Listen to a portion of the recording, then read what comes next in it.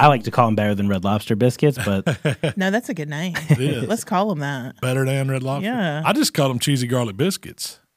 But they are better than Red Lobster. They're way better than Red Lobster. I could really tell the real fans from the regular fans because everybody was wondering where the garlic came from. But you said specifically that your AP seasoning was in there, so Yeah. That's it. I mean, the AP is a garlic seasoning. Yeah. I mean, that's the number 2 ingredient. It's salt, garlic, and then black pepper. 2, 1, 1 half. The way you cook those biscuits, you use a cast iron skillet. Yes, you got it, man. See all this cooking biscuits on a baking sheet and parchment paper and all that. That's not cooking biscuits. I don't even know what you're making. Maybe those are. Why do you use a cast iron? Because it makes them crispy on bottom. It does. And cast iron cooks better. And because my mama cooked them in cast iron. That's why I cook them. She didn't cook no sheet pan biscuits. I guess people do them sheet pan biscuits if they're cooking for a crowd or something, maybe. But I just do multiple cast iron pans. But the cast iron it makes cornbread and it makes biscuits. That's what it's for. It does make a difference. And then you brush your tops with butter, and it almost gets a little crispy on top too. You've got to put some oil in the pan. I don't care if you use vegetable oil, canola oil, peanut oil is really good. Gets a little flavor. Don't use olive oil. I used just vegetable oil. That's all I had. I didn't go digging for peanut oil. I'm sure you probably had a little, but I just put like 2 tablespoons of peanut oil on the bottom of the skillet. Vegetable. Vegetable. The way my mama does it, she'll put that biscuit in there and then put it in the oil and then flip it over instead of buttering the top. So I always like to use the melted butter over the top of the biscuits once you put them in the pan. You need something to help them brown up. I've seen, like my mom does it with flipping them in the oil. That's fine. I've seen people make an egg wash and brush them with a little egg wash on top just to give them.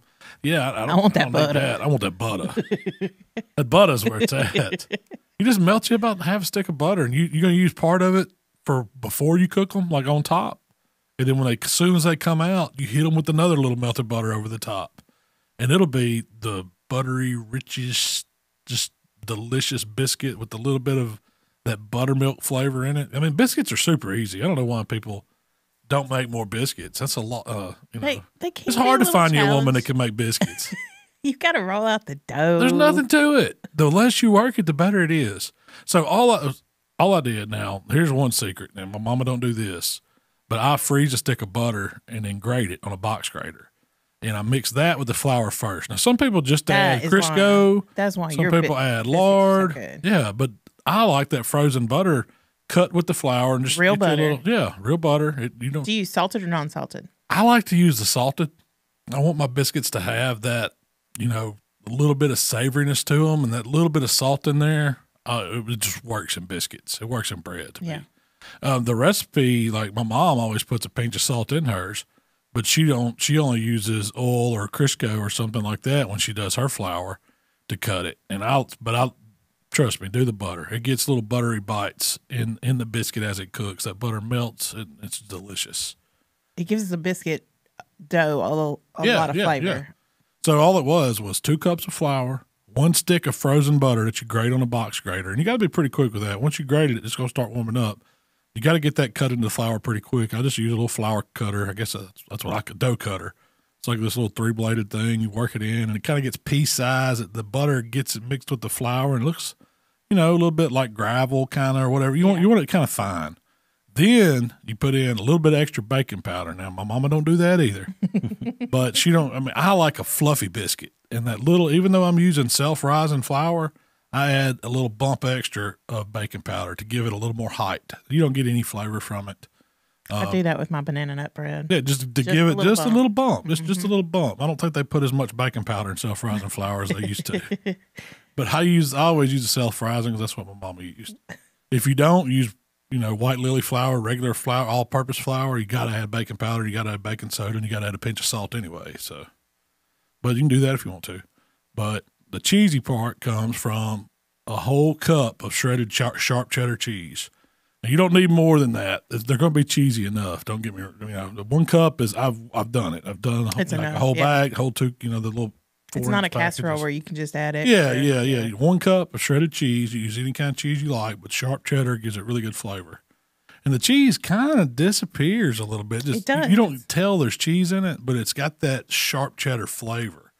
And then for the garlic element, I used my AP seasoning because it's salt, pepper, and garlic. And it gave it just enough without not being too garlicky. It's a savory. This is a dinner biscuit. It's not something you're going to split open and eat with gravy for breakfast with eggs and bacon. You could, but I'd omit the garlic if I was going to do that. I don't want to eat garlic for breakfast. But hey. But anyway. So once you get all that going, you need your wet ingredients. And my wet ingredients is buttermilk. And all I did was, it was like 2 cups of buttermilk, cup and a half. What did I put in that recipe? I usually pour 2 cups into a measuring dish, and I see what the flour wants to do. Once I start, I pour about half in, kind of make me a well in it. I stir it a few licks and see if it's come together. If it looks like it's dry, needs some more liquid, I'll add more. I don't know what it is. Sometimes it'll take a cup and a half. Sometimes it'll take 2 cups. And it just, I don't know if it's got some, I'm not a baker. I don't know if it's humidity or what, but that's by feel. And the more biscuits you make, you'll notice when it needs more liquid, when it don't. Because you don't want the dough super soggy. Yeah. You just want it to come together. And as you're stirring it a few times, and I should have counted the whips in the bowl, because you don't want to overwork biscuits. That's what makes them light and fluffy, overworking them. So you're saying like you do 8 whips? Yeah. How many whips? It's probably about 8 whips. I'd say, add half my buttermilk, and then probably 8 more, and then I'm ready to turn it out. So 16 whips with a big old tablespoon.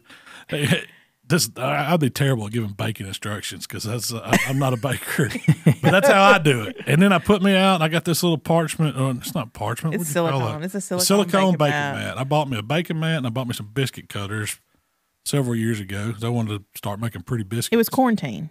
Yeah, it was quarantine when I started making biscuits. Like, we're really shut I made down. biscuits every day for a while, just till I got it right.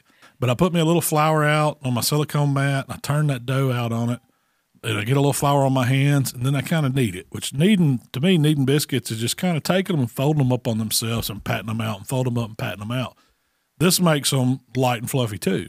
So don't over stir it, but don't knead it too much either. You need about 4 folds like that just to get it the right consistency. I want to overwork that dough. I do. You're not making dumplings. I know. You're making soft, fluffy biscuits. And so it'll come together, and that excess flour on the board's kind of working into it. Then you just kind of pat it out till it's about, I don't know, I'd say an inch thick, about an inch thick even. And then I get my biscuit cutter. You could use a tin can. You could use a glass, whatever you want to cut your biscuits out with. Flour that a little bit, and then just cut your biscuits out. Have your oven preset to 425. Do you preheat your cast iron? No. Okay. I put a little oil in it of some type in the cast iron pan, about 2 tablespoons, and then I put the biscuits around. And you want to kind of crowd them in the pan. That makes a biscuit rise too.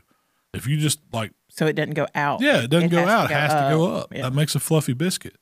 So how many ever biscuits you're making, use a pan according to where it's a good tight fit in there. And you might have some, I always have a little extra dough that I just toss, but I try to get as many as I can in that pan to where they're all touching. And the center ones are the best when they rise up. They don't have any crust around the edges, but I'm not knocking an outside biscuit, but the center one's always one I go for. Then I brush the tops with a little more melted butter, stick them in that 425 oven. It takes about 18, 20 minutes. When they rise up, the butter helps that top brown. And I have had to kick it over on broil occasionally. I mean, sometimes you don't. The butter, I've noticed, helps it brown more. If you just use oil, my mama usually broils the tops just a little bit. But as soon as they rise up and they're good and brown, you kind of peek at them, raise one up, and see if the bottom looks good and brown. That cast iron's going to do that for you, though. And you take them out of the oven. A lot of times we'll just turn them out on a plate or let them cool. And some people split them open, put more butter on them. With these, my biscuits, you don't have to do that. Yeah, you don't. There's a buttery bite. And every bit, it's pillowy soft. It's crunchy on the top and the bottom. In a good way. In a good way? Yeah. Oh, man. But I did also, when I take them out of the oven, brush them with a little more butter over top, whatever's left, hit them with a little bit of parsley, and you've got a biscuit that'll go with any dinner you want to serve. I think the color is prettier when you use the butter instead of the oil. Yeah, it browns up prettier, yeah. I mean, they're delicious on their own. Do it like Red Lobster. Put them in a basket and bring them out as an appetizer. It was a salad course. They're hard to stop eating once you start. They were really, really good. What'd you think, Tyler? Are you a biscuit man? Well, in case my wife listens to this, I actually didn't try it. Okay. But they were awesome. You heard. I've never, so I come from up north, and my dad always does the Cheddar Bay or Red Lobster biscuits for, everything, for any occasion. So when I got to try these homemade, it blew me away, man. They were so good.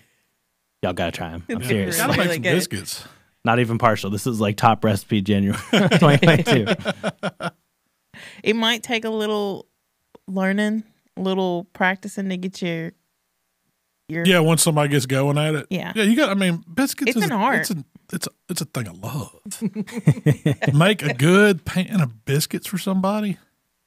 I mean, it sounds way harder than it is. I mean, you're just throwing some flour with a few ingredients and throwing it in the oven. That's why they call it biscuit love. Yeah, biscuit love. You could omit the seasoning and like the AP seasoning and the cheddar cheese and just make that Southern buttermilk biscuit, and it would be just as good. That's how I do them for breakfast. I just don't put cheese. You and I do don't add put a pinch AP of in. salt, though, don't you? Just a pinch. Yeah. Yeah. And sometimes for breakfast, I'll put just a pinch of sugar. It's just balance. So it's a little bit, you need a little sweetness in them, but it's a savory when you really don't need that sweetness. But using the salted butter in the dough, the frozen stick of salted, and when I melt it, I use salted butter too. That's, so it's got a little salt element to it. So don't go heavy on the salt. Yeah. But it gives it gives it flavor. Yeah. You don't The taste biscuit it. stands alone. Yeah, It don't need gravy. It don't need anything else. Yeah. It's just you want to eat the biscuit. You don't need a piece of meat. I could have made a meal off that biscuit. I pretty much did after I ate 1.5 good. of them.